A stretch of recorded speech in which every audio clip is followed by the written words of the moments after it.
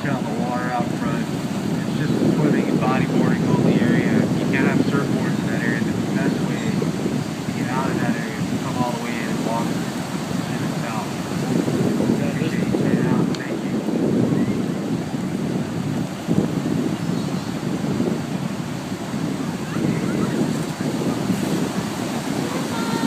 Talking to you guys all day.